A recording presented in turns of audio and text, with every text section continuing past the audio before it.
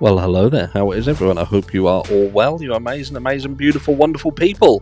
This is video 2 of 2. And I hope you are having a marvellous, marvellous Monday. You're looking marvellous, so I'm guessing you are. But anyway, let's get straight into the meat and potatoes as we're talking about Pretty Little Liars. I'm not saying they are, just saying they could be. Could be. And maybe it's not because they've chosen to be. Maybe it's because they've been asked to be, because people needed them to be in order to make things make sense.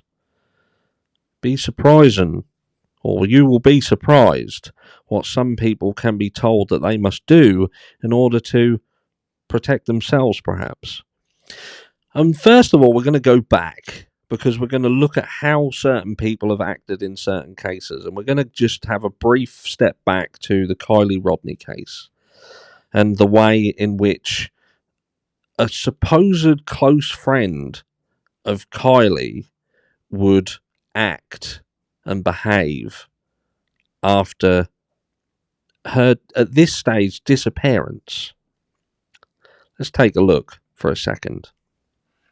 So this is Sammy Smith, and Sammy Smith was the one on the left as you're looking at it. And she was a friend. You've got Magdalene on the other side, which again was a very close friend. And these were people who went to the party with Kylie on the night that she would end up apparently driving herself into the reservoir and losing her life. Let's briefly listen to this.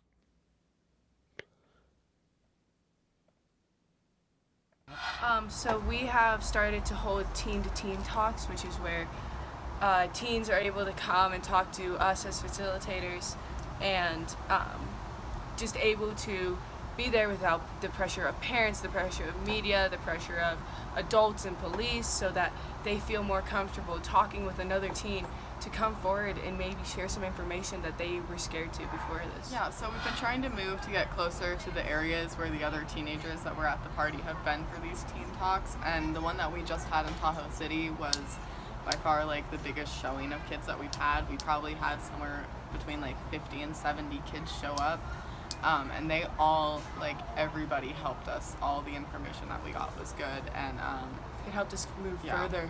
Yeah, we've really made progress with the information that we've gotten. Yeah, so we're planning on having as many of these as it takes to get in contact with anybody who may have been at the party. Whether that means we have to travel to Reno, to Incline, to South Tahoe, wherever we can to talk to kids. We're offering rides now.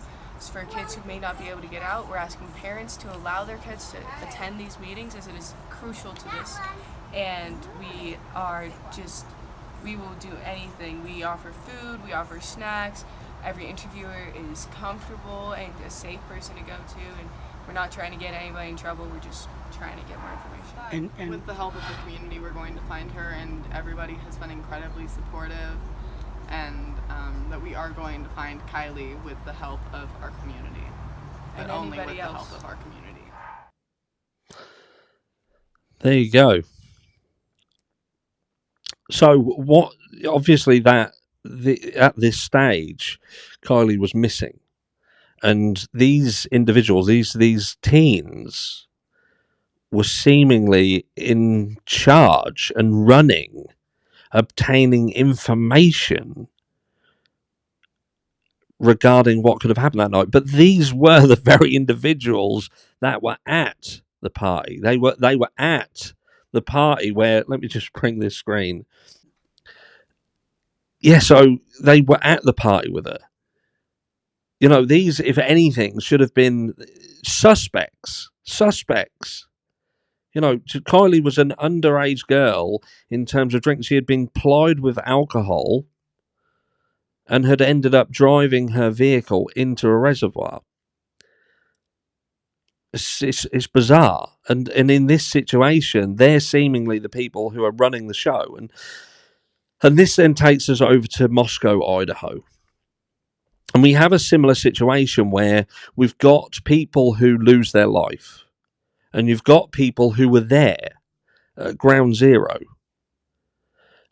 But they've taken a very, very different stance. Where you've got people who are looking to control the situation here, because at this stage Kylie is missing, but she is literally where this party took place. A car is 50 feet off the shoreline. And these kids seem to be wanting to control that, but nothing happened. Nothing happened. It was believed that Kylie just happened to get in the car and drive herself into the water.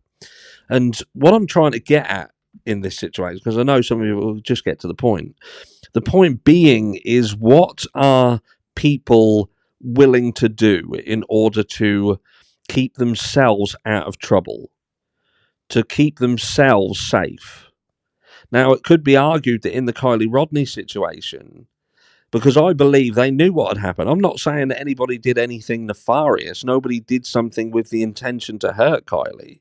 But what I am saying is, I believe that this was just a fucking typical mess. A load of teens who got out of their depth and ended up not taking care of a friend who was perhaps drinking too much and had ended up in the water. Now, was Kylie even driving that vehicle? Was somebody else driving and went in there? Because if you believe in toxicology, it would appear that potentially not everything is as it seems. But I believe that at least one other person knew that Kylie was in that water way before she was found. And that's just my opinion. It's just my opinion. Again, I'm not saying that anyone had any nefarious intent, but I believe that what happened was hidden. So when you've come to the Idaho 4 situation, and you've got, again, youngsters who are thrust into this situation where people have lost their lives, and they could potentially themselves be in trouble, what are they willing to do? What are they willing to do in order to stay out of trouble? Now, it is a felony not to report a crime in Idaho. It is. It's a felony. And we've seen no comeback from that. No, nothing. And you can't just turn around and say, well, no, they've been let off the hook because of what happened and they've been going through some shit and perhaps law enforcement thought, do you know what, they've been through enough. We won't take that into consideration. We will take that into consideration and not go down the route of what the law is. Do you know what I mean? Is the law that pliable? Anyway, maybe it is. But what throws a spanner in the works is with respect of exculpatory evidence potentially held by Bethany Funk. And I believe that's a huge spanner in the works. Because what could it be? People turn around and say, could she have seen someone? Could she have heard something? But we've already been given the information. We have already been told what the exculpatory evidence is.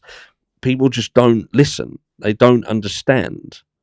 What you've got in the Idaho 4 case is a story. And that is that Brian Kohberger is the person who did it. That's the story that you're being fed. And when you now take out of the equation that there was no stalker, there was no social media connection, how did they connect Brian Kohberger? This is what Ann Taylor's issue has been all along. How did we get here?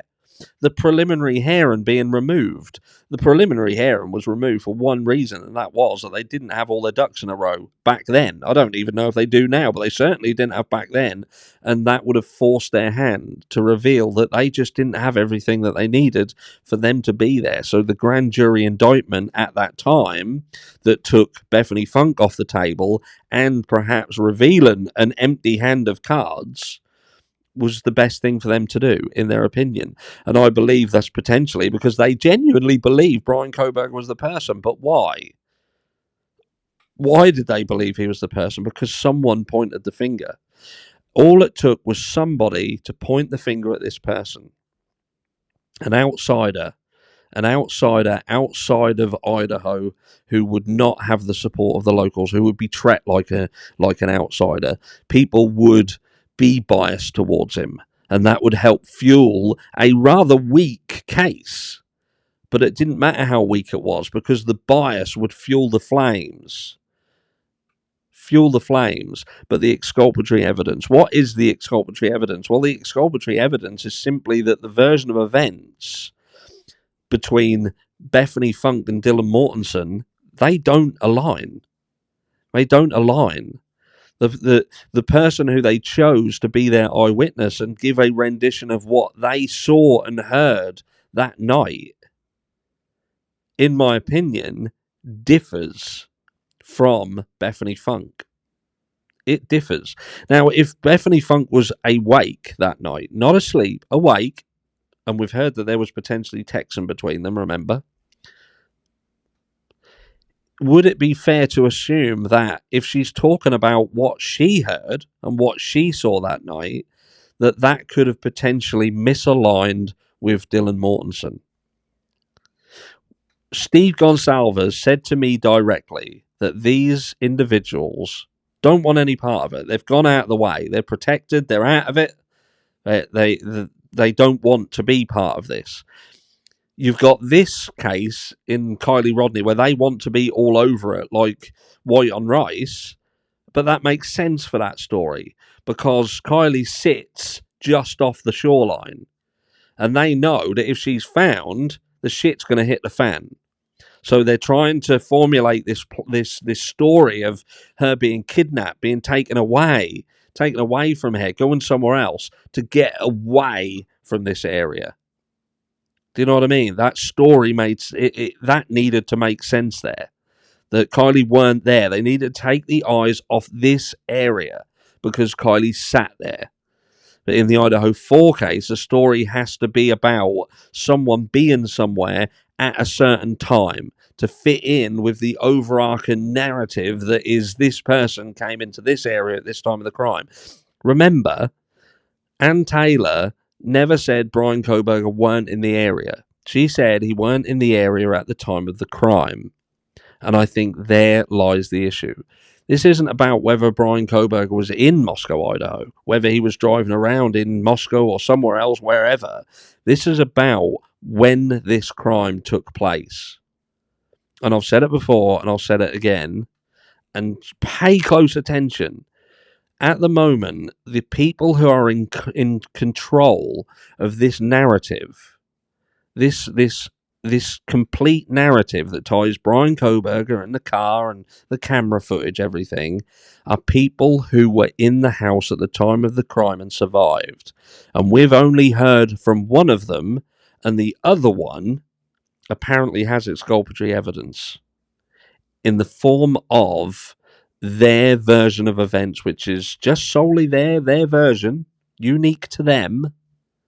And I put it to you that I just feel that between these two, there is a disjointed story. Is it possible that Dylan Mortensen was leaned on by law enforcement to be the eyewitness for this crime? And she was forced into lying for law enforcement to fill in the gaps and make this a more plausible story. And is that why now they have gone out of the limelight, got out, and you can't see them or hear from them anywhere? So they're just completely out of it. They can't be questioned. They can't break.